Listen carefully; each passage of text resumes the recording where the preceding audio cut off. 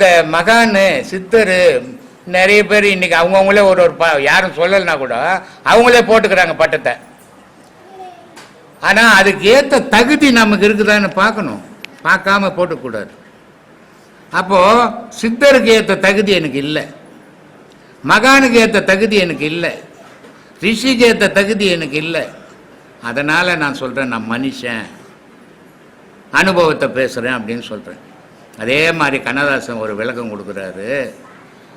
வீடு வரை உறவு, வீதி வரை மனைவி, காடு வரை பிள்ளை, கடைசி வரை யாரோ அப்படின்றத கடைசி வரை பாவ புண்ணியமே அப்படின்னு பட்டினத்தார் எழுதினார்.